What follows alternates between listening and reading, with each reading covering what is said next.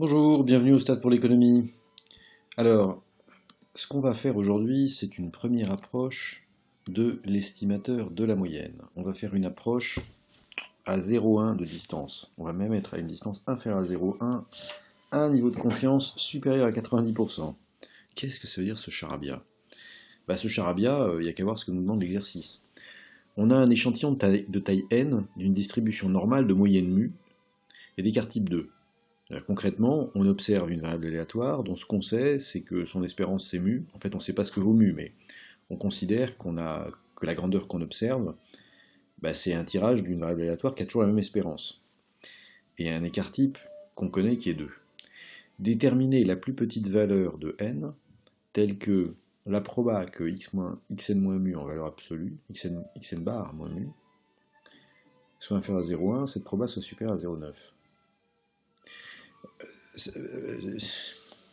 Bon, alors, voilà, on observe une variable aléatoire. En gros, on observe une quantité. On ne sait pas exactement ce qu'elle vaut, puisque c'est aléatoire, donc on ne connaît pas la loi déterministe du phénomène. On ne connaît même pas l'espérance. Mais ce qu'on voudrait, justement, c'est connaître l'espérance. Alors, pour connaître l'espérance, c'est pas compliqué, vous faites une observation et vous dites ça, c'est l'espérance.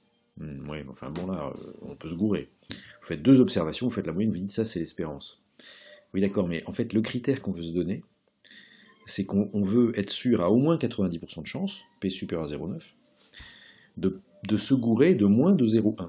C'est-à-dire que la distance entre la moyenne qu'on va faire, xn bar, c'est la moyenne empirique, et puis mu, le vrai paramètre qu'on ne connaît pas. On veut que la distance entre la moyenne qu'on va calculer à partir des observations et le truc qu'on essaye de deviner parce qu'on ne connaît pas et qui s'appelle mu, cette distance elle soit inférieure à 0,1 avec une probabilité d'au moins 90%. Pourquoi pas une probabilité de 100%? Parce qu'une probabilité de 100%, il faudrait faire une infinité d'observations. D'accord? On peut une probabilité de 99,99,99 si ça vous amuse. Mais moi, ça m'amuse pas. Donc, on va commencer avec 90, hein, et puis après, vous raffinerez. Voilà. Alors, donc, en fait, l'inconnu de cette équation, c'est n. C'est le nombre d'observations qu'on doit faire. La question, c'est d'ailleurs la question du début, c'est-à-dire, pourquoi on ne ferait pas juste une observation et puis on dit ça c'est la moyenne, hein, ou on en prend 2 ou on en prend 3. La question c'est le nombre qu'on va en prendre, il va être déterminé par le fait que c'est celui qui nous donne au moins 90% de confiance de se tromper de moins de 0,1. C'est magique, non? C'est-à-dire qu'on va déterminer combien il faut d'observations. Bon, et pour déterminer ça, on a juste besoin d'un truc, c'est la table de loi normale. Pourquoi on a juste besoin d'un truc? Ah oui, oui. Parce qu'en en fait, on a un n échantillon normal. Alors en français, un n échantillon normal, ça veut dire on a n tirages aléatoires d'une variable qui est toujours de même loi. C'est un n échantillon, et donc on dit cet n échantillon il est identiquement distribué, c'est toujours le cas d'un n échantillon, et surtout les variables sont indépendantes. Si les tirages ne sont pas indépendants, alors ça ne s'appelle pas un n échantillon, ça s'appelle une observation de variable aléatoire pas indépendante, ou une variable aléatoire d'ailleurs. Donc là, on va poser les hypothèses du problème. Ce qu'on a, c'est que on a donc un n échantillon, on va dire xi, c'est n variables aléatoires, on indice entre 1 et n, et ça on va dire c'est un n échantillon. Quand on dit c'est un n échantillon, on sous-entend que les variables sont indépendantes et identiquement distribuées, IID. Et du coup, la première question qu'on devrait se poser quand même, vu la tête de la question, là vous voyez du xn bar moins mu. Donc ça ressemble quand même à une variable centrée, c'est pas sûr, mais peut-être bien que c'est une variable centrée. Donc si elle est centrée, il n'y a plus qu'à la réduire et le tour est joué. Enfin, quasiment. Donc on va se demander c'est quoi l'espérance du truc, c'est quoi la variance? Ah oui, parce que en fait, xn bar, c'est 1 sur n fois la somme des xi. Cette formule mystérieuse, c'est la formule d'une moyenne, d'accord? C'est la moyenne des xi que vous observez. Comme c'est une combinaison linéaire de variables normales, comme, quel que soit i, xi suit une loi normale, alors si vous voulez tout savoir, non seulement c'est une loi normale, mais en plus c'est une loi normale de paramètre mu sigma, enfin non, on a dit mu, et écart type 2, donc variance 4. Donc on peut le rajouter si vous voulez. Il suffit de savoir qu'elles sont normales, et surtout indépendantes. Donc comme les xi sont IID, et bien en fait, 1, 2, 3, ça implique que xn bar, c'est une variable normale d'espérance. Ah ben alors là c'est super simple, d'espérance, espérance de xn bar, et de variance, variance de xn bar. Et là vous êtes tenté de penser que je me moque de vous, de dire c'est une variable d'espérance, espérance de xn bar, et de variance, variance de xn bar. Oui, mais ce qui est important là, c'est de dire qu'elle est normale. Vous l'avez compris. Bon, donc je dis qu'elle est normale, et à partir de là, qu'est-ce que je fais? Elle est normale, donc on pourrait la centrer, la réduire. Hein, mais pour pouvoir la centrer, la réduire, il faut savoir ce que vaut E de xi et E de xn bar et V de xn bar, n'est-ce pas? Donc on regarde. E de xn bar, c'est vachement compliqué, hein. On remplace xn bar par ce que ça vaut, on l'a écrit là, c'est 1 sur n fois la somme des xi. C'est pas très bien écrit, mais i égale 1 à n, la somme des xi. Par linéarité de l'espérance, c'est 1 sur n fois la somme des espérances des xi. Et c'est quoi les espérances des xi? C'est mu. Chacun de ces termes-là vaut mu. Donc en fait, j'ai 1 sur n fois n termes qui chacun valent mu. Alors 1 sur n fois n, ça c'est difficile. C'est n sur n, c'est 1. Donc il reste mu. Alors là ça devient fichtrement intéressant parce que ce qu'on nous demande d'évaluer, c'est, je vais y arriver, oui, c'est xn bar moins mu, inférieur à 0,1. Or xn bar moins mu, c'est xn bar moins son espérance, donc c'est une variable centrée. Une variable normale centrée, il n'y a plus qu'à la réduire, et on peut utiliser la table de loi normale. Donc on y est presque. Mais il faut encore comprendre ce que vaut variance de xn bar. Et variance de xn bar, c'est une grande surprise. On remplace xn bar par ce que ça vaut, et ça nous donne que c'est la variance de 1 sur n fois la somme des xi. Et là, oui mais attendez, chef, la variance d'une somme, c'est la somme des variances. Tout à fait. Et en plus, on a 1 sur n dans la parenthèse, parce que comme vous savez, comme vous vous souvenez, la variance étant une forme quadratique, la variance de 1 sur n fois quelque chose, c'est 1 sur n2 fois la dite variance. Et la dite variance, c'est quoi? La variance d'une somme, c'est somme des variances. Ça, c'est sûr. Mais il y a aussi un autre terme, souvenez-vous, c'est somme des covariances. C'est d'ailleurs une double somme. Et là, panique. Ah oui, mais alors déjà, la somme des covariances... Oui, mais on s'en fiche. Les variables, elles sont toutes indépendantes. Donc ça, on peut écrire d'emblée que puisque les variables sont indépendantes, la somme des covariances, elle vaut rien. Et donc, qu'est-ce qu'il nous reste? Il nous reste 1 sur n2 fois une somme dans laquelle il y a n termes, et chacun des termes vaut 2 au carré. Et donc notre somme des variances, elle vaut quoi? Elle vaut en fait n sur n2, c'est-à-dire 1 sur n, fois 4. Donc notre variance, elle vaut 4 sur n. Et ben voilà, c'est fait.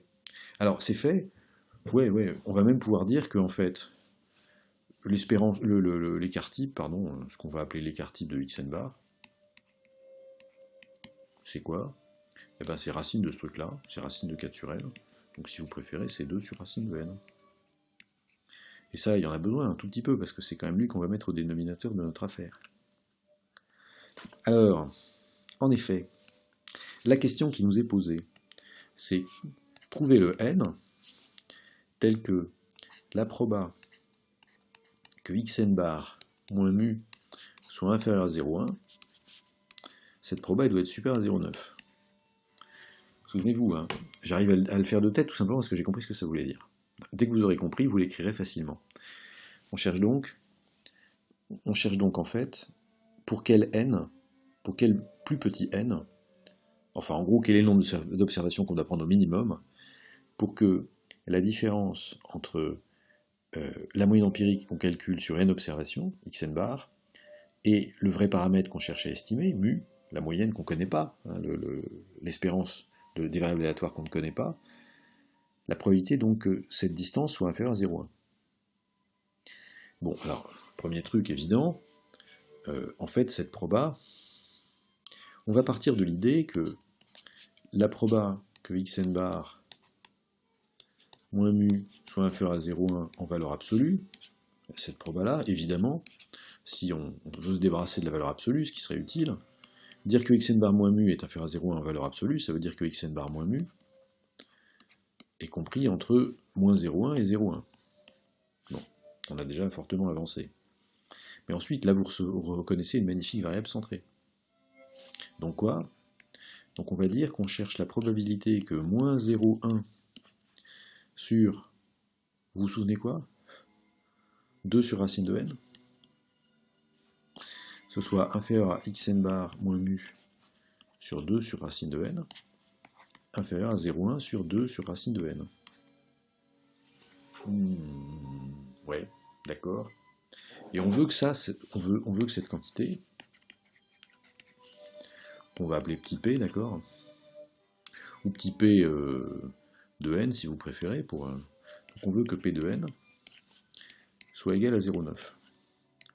Alors pourquoi égal alors qu'on a dit supérieur à? Bah, égal, ça va nous donner la borne. Et puis après, on verra s'il faut que... Si en fait, les n qui nous intéressent, c'est les n plus grands ou les n plus petits. D'accord?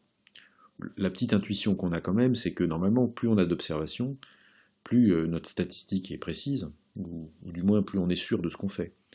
Et donc en fait, si on trouve le n tel qu'on a 90% de chance de se tromper de moins de 0,1, si on prend plus d'observations, on devrait avoir quand même une meilleure qualité statistique. Ce serait quand même dommage de dire, bah, faut avoir 1000 observations pour avoir ça, mais si vous en avez 999, c'est mieux. C'est donc, il fallait pas en avoir 1000, il fallait en avoir 999. Donc vraisemblablement, c'est toutes les valeurs de n au-dessus du n qui est solution de p de n égale 0,9 qui vont être bonnes, mais n'anticipons pas. Et déjà, cherchons ça. Avant de nous lancer dans une équation bizarroïde, on va se dire un truc. C'est que les deux termes qu'on a là, ils sont symétriques. Ils sont très compliqués à écrire, mais ils sont symétriques. Si, au lieu de les appeler charabia, je sais pas quoi, on les appelle k, moins k et k. Juste comme ça. Quand on dit... Et là, ce qu'on a, c'est une variable normale centrée réduite. D'accord? Donc, la probabilité qu'une variable normale centrée réduite soit entre moins k et k, ça se représente. Un chapeau de gendarme, qui est ma courbe de loi normale centrée réduite, 0, qui est le centre du repère, d'accord, enfin l'origine du repère, et puis on peut figurer moins k et k, d'accord, et en fait la proba d'être entre moins k et k, elle est là, et c'est quoi? Ben, c'est phi de k moins phi de moins k, et phi de moins k c'est quoi au juste? Phi de moins k c'est un moins phi de k. C'est ça, je dis pas de bêtises. Bah parce que en fait phi de moins k, c'est donc phi de moins k, c'est ce qui est en dessous de moins k. Pardon. D'accord. Pourquoi c'est phi de k moins phi de moins k? Bah parce que phi de k, c'est ce qui est assuré tout du long, d'accord? Alors que phi de moins k, c'est ce qui est assuré dans l'autre sens. Donc vous voyez que si vous prenez ce qui est assuré dans un sens moins ce qui est assuré dans l'autre sens, vous avez bien la région qui est entre les deux. Donc ça va. La question c'est, phi de k il est dans la table, donc il n'y a pas de problème. Mais peut-être qu'une autre façon de voir les choses qui serait peut-être même encore plus simple, c'est que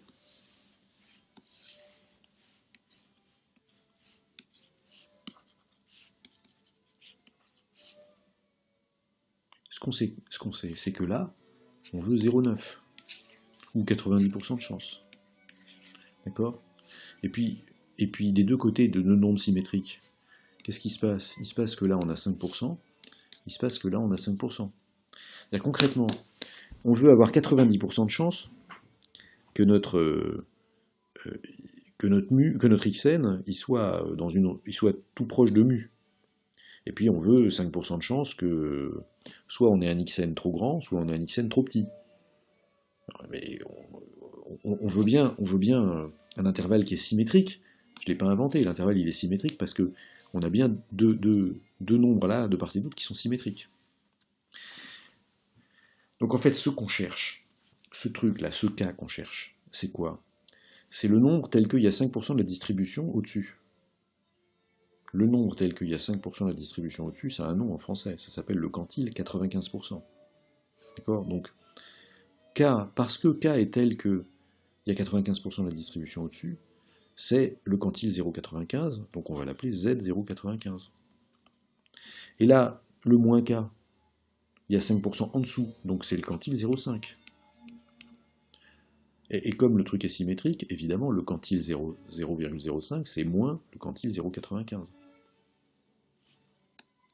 Donc, Z005, c'est moins Z095. C'est aussi simple que ça. Alors maintenant, c'est quoi le quantile 0,95? C'est une très bonne question. Évidemment, ça, on ne va pas l'inventer. Sauf si vous avez appris par cœur la table de loi normale, ce qui est une activité qui pourrait vous occuper un certain temps, c'est pas complètement inutile. C'est pas plus bête que de faire du saut à l'élastique ou de prendre des produits interdits par la loi. En même temps, c'est pas d'une très grande utilité parce que les tables de loi normales, vous en aurez toujours sous la main. Et donc, quand on cherche Z0,95, souvenez-vous, 0,95 c'est une probabilité, donc la probabilité elle est dans la table. Et le quantile lui-même, il va être donné par les marges de la table. Alors déjà, vous voyez qu'il n'y a pas 0,95, mais il y a 0,9495 et 0,9505. Donc 0,95, il est pile au milieu, pile entre les deux. Entre les deux quoi? 1,6, c'est la ligne, et les colonnes, c'est 0,04 et 0,05. Donc en fait, le quantile 0,95, qui est juste entre le quantile 0,9505 et le quantile 0,9495, on y arrive, et ben c'est en fait non pas 1,64 qui est le quantile 0,9495, non pas 1,65 qui est le quantile 0,9505, mais au milieu, le quantile 0,9500. Voilà.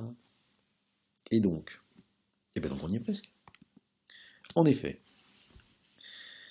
Z0,95, c'est 1,645. Puisque, on l'a dit, Z0,9495, c'est 1,64. Et Z0,9505, c'est 1,65. Donc par interpolation entre les deux, et on fait la moyenne des deux. 0,95 c'est la moyenne de ces deux-là, donc 1,645 c'est la moyenne de ces deux-là, d'accord? C'est aussi con que ça. Bon, et ben on a ce qu'on veut. En effet, la probabilité que Z soit donc qu'une variable normale centrée réduite soit comprise entre Z 0,95 et Z 0,05, par construction, enfin par définition de ce que sont les quantiles, cette probabilité c'est 0,9. Donc, pour être plus précis, la proba que Z soit compris entre moins 1,645 et 1,645, c'est 0,9. Or, au cas où vous auriez oublié, Z, c'est pile poil la variable qu'on cherche à encadrer. Puisque ça, c'est une normale centrée réduite, dans la mesure où on nous l'avait donnée centrée, nous on a fait du bon boulot, on l'a réduite, et donc la variable, c'est celle-là. Donc ça y est, on les a les bornes. On les a, mais on les a seulement. Il y a juste que, on sait que ces bornes doivent être égales à 0,1 sur racine de 2 sur n, sur racine de n, pardon. Il n'y a qu'à dire que ce machin-là, c'est égal à ce qu'on a trouvé, c'est-à-dire 1,645. Ou que ce machin-là, c'est égal à moins 1,645. C'est pareil, puisque la seule différence, c'est le signe moins. Donc on ne va pas s'en embarrasser beaucoup. Et on va écrire. On veut donc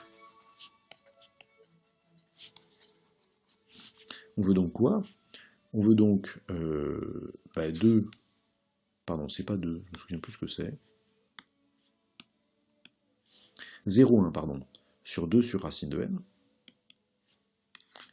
0,1 sur 2 sur racine de n est égal à 1,645. Parce que ça, c'est la même chose que, en fait, ce qu'on a écrit, c'est-à-dire, c'est la même chose que P de xn bar moins mu inférieur à 0,1 égale 0,9. C'est deux façons d'écrire la même chose. Et alors en plus, ce qui est bien, c'est que ça, c'est quand même une équation en n. Alors elle est un peu tordue, mais elle va quand même pas nous donner beaucoup de fil à retordre, en fait. Pourquoi? Parce que quand on va appeler ça 1, et 1, évidemment, c'est la même chose que si je multiplie par 2 sur racine de n des deux côtés, j'ai 0,1 est égal à 1,645, 2 sur racine de n. Bon, on n'y est pas encore tout à fait, mais maintenant je multiplie par racine de n des deux côtés, et j'ai 0,1 racine de n est égale à 2 fois 1, 645. Ça vaut 3, 29. Et donc concrètement, si je multiplie par 0,1, par 10 maintenant des deux côtés, j'ai racine de n est égale à 32,9. Et ben si racine de n est égale à 32,9, j'élève au carré des deux côtés, d'accord? J'ai n est égal à 32,9 au carré. Combien ça fait 32,9 au carré? Eh ben je ne sais pas. Mais j'ai un truc qui est formidable qui s'appelle Excel. Et Excel, il me dit que ça vaut 1082,41. Et donc 1082,41, alors il y a juste un tout petit détail, c'est que 1082,41, souvenez-vous, on compte les observations. Alors on ne va pas faire 0,41 observations. Bonjour docteur, je voudrais 0,40, non, ça n'existe pas. Donc on va prendre le plus grand entier immédiatement supérieur, c'est-à-dire 1083. Et on conclut. On conclut quoi? Bon, on conclut, on va l'écrire en français, histoire que vous puissiez le relire quand même. Il suffit d'avoir 1083 observations, ou plutôt de prendre 1083 observations, parce que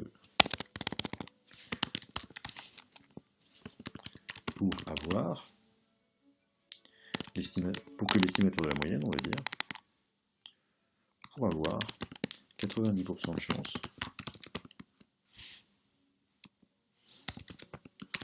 que l'estimateur de la moyenne soit à moins de 0,1 de l'espérance qu'on cherche à estimer. Bon, on va même dire l'estimateur de la moyenne empirique. Hein, puisque... Alors, ça vous paraît peut-être un peu charabia, ça. Mais, même si ça vous paraît un peu charabia, alors je vais peut-être le grossir un peu, histoire qu'on puisse le lire. Est-ce qu'avec ça, on grossit? Ah, mais c'est formidable, hein. C'est merveilleux, la technologie. Ce qu'on a montré, donc, c'est que si on a 1083 observations, alors on a bien 90% de chance que xn moins mu soit inférieur à 0,1. Donc 90% de chance que xn moins mu soit inférieur à 0,1, ça veut dire 90% de chance que la distance entre xn, d'ailleurs c'est xn bar, excusez-moi, xn bar c'est ce qu'on calcule, c'est-à-dire c'est la moyenne empirique. Je fais la somme des observations et je divise par le nombre d'observations. Mu c'est ce qu'on ne connaît pas, c'est l'espérance de la variable aléatoire qu'on observe, et si on la considère comme une variable aléatoire, c'est qu'on ne la connaît pas. Et donc, avec 1083 observations, on a au moins 90% de chance de se tromper de moins de 0,1. Maintenant, la question, c'était pas égal. La question, c'était la proba ragnagna supérieure à 0,9.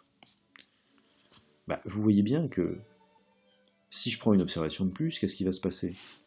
Il va se passer que ma variance 2 sur racine de n, enfin mon écart type si vous voulez, ma variance 4 sur n, plus je prends d'observations, plus la variance est faible. Plus la variance est faible, plus quoi?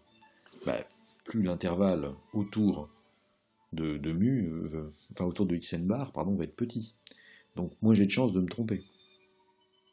Donc en fait, à partir du moment où, avec 1083 observations, j'ai 90% de chance d'être à moins de 0,1, plus je vais avoir d'observations, plus ma probabilité d'être dans un intervalle de 0,1 autour du vrai mu va augmenter. Bon, ça paraît quand même aller de soi, mais n'oubliez pas que si ça marche, toute cette affaire, c'est parce qu'on a un échantillon. Et un échantillon, ça veut dire qu'on a des variables aléatoires de même loi et indépendantes. Si elles n'étaient pas indépendantes, tout ça, ça ne marcherait pas. Pourquoi? Parce qu'on aurait des covariances dans la variance de xn, et ces covariances, ça ferait tout dérailler. Donc là, les hypothèses sont absolument fondamentales, et ce sont des hypothèses, parce qu'on ne sait pas si les variables aléatoires sont indépendantes en vrai. Dans la mesure où, en vrai, les variables aléatoires, elles existent que là-dedans. Il n'y en a pas dans la réalité. Et là-dedans, elles ne se promènent pas avec des étiquettes. Ou disons, si là-dedans, chez vous, vous voyez des variables aléatoires qui se promènent avec des étiquettes sur lesquelles il y a écrit indépendante, pas indépendante, il faudrait penser à consulter. Voilà, sinon, tout roule.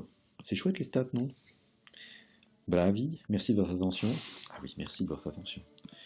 Et à bientôt pour de nouvelles statistiques pour l'économie.